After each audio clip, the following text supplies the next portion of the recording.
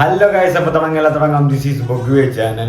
അപ്പോൾ തളപതി വിജയുടെ TVK party തമിഴ്നാട്ടിലെ ഗവൺമെൻറ് ഫോം ചെയ്യാൻ വേണ്ടിയിട്ട് ഇനി ഏകദേശം 10-11 സീറ്റോളം വരുന്ന ആൾക്കാരെ തിരഞ്ഞെടുക്കണം.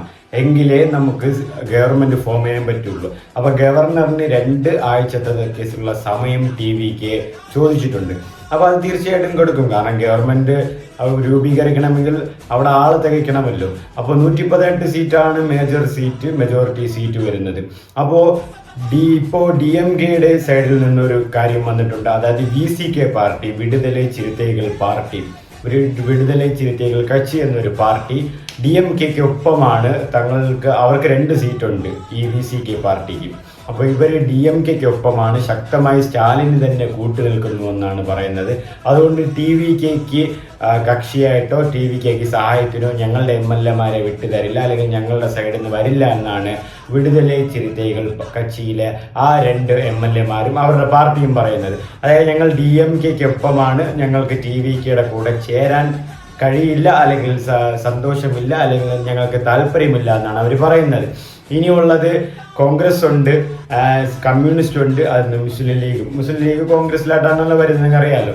അപ്പോൾ ഈ കോൺഗ്രസ് ആൻഡ് കമ്മ്യൂണിസ്റ്റ് ഈ 2 പാർട്ടികളും ഇനി എന്ത് പറയുന്നു, അല്ലെങ്കിൽ ഇവരുടെ എത്ര പേരെ വിടുന്നു, അല്ലെങ്കിൽ ഇവർക്ക് TVKയോട് ചേരാൻ താല്പര്യമുണ്ടോ എന്നുള്ളതും കൂടെ കണ്ടറിയണം. ഇതുവരെയുള്ള അനുസരിച്ച് കോൺഗ്രസിനും കമ്മ്യൂണിസ്റ്റുമായിരിക്കും 2 പേരും ചേർന്നിട്ടായിരിക്കും TVKയ്ക്ക് ഭരണത്തിൽ കൂടെ നിൽക്കുക, TVK സംഖ്യകക്ഷിയായിട്ട് ചേരുക എന്നുള്ളതാണ് പുതിയ വാർത്തകളൊക്കെ വരുന്നത്. എന്നിരുന്നാലും VCK വിടുതലൈ ചിരുത്തൈകൾ കക്ഷി DMKയ്ക്ക് ഒപ്പമാണ്, TVKയോട് കൂടാൻ ഞങ്ങൾ ഇല്ലെന്നും പറഞ്ഞു പോയിട്ടുണ്ട്. അപ്പോൾ അതുകൊണ്ട് അവരിപ്പോൾ വരാൻ ചാൻസ് ഇല്ല.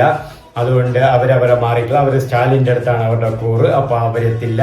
ഇനി TVKയ്ക്ക് ഉള്ളത് കോൺഗ്രസും കമ്മ്യൂണിസ്റ്റും കൂടെ നിൽക്കുമെന്ന് തന്നെയാണ് പറയുന്നത്. അതിൽ മാറ്റം കാണാൻ സാധ്യതയില്ല എന്നും പുതിയ വൃത്തങ്ങളൊക്കെ അറിയിക്കുന്നുണ്ട്. അങ്ങനെയാണെങ്കിൽ എത്രയും പെട്ടെന്ന് തന്നെ ഭരണം രൂപീകരിക്കും, എത്രയും പെട്ടെന്ന് തന്നെ മുഖ്യമന്ത്രിയായിട്ട് സത്യപ്രതിജ്ഞ ചെയ്യും. ഇന്ന് കേരളത്തിൽ നിന്ന് തമിഴ്നാട്ടിലേക്ക് ഇന്നോ നാളെയായിട്ട് ഗവർണർ എത്തുകയും ഗവർണറുമായിട്ട് കൂടിക്കാഴ്ച നടത്തുകയും ചെയ്യുമെന്നാണ് അറിയാൻ കഴിയുന്നത്. തമിഴ്നാട്ടിൽ തന്നെ വലിയ സംസാരങ്ങളും വിഷയങ്ങളും, അവിടെ തന്നെ തമിഴ്നാട്ടിലെ രാഷ്ട്രീയം തന്നെ തലകീഴായിട്ട് മറിഞ്ഞ ഒരു സിറ്റുവേഷൻസാണ് അവിടെ നടന്നിരിക്കുന്നത്. കാരണം 60-75 വർഷങ്ങളായിട്ട് അവിടെ ഭരിച്ചിരുന്ന DMK പാർട്ടി 2 പാർട്ടികളെയും തുരത്തിക്കൊണ്ട് ഒരു പുതുതായിട്ട് 2024 2 വർഷം മുന്നേ പാർട്ടി രൂപീകരിച്ച ഒരു TVK പാർട്ടി തോൽപ്പിക്കുന്ന ഒരു അവസ്ഥയാണ് അവിടെ ഇപ്പം നിങ്ങൾ കണ്ടുവരുന്നത്.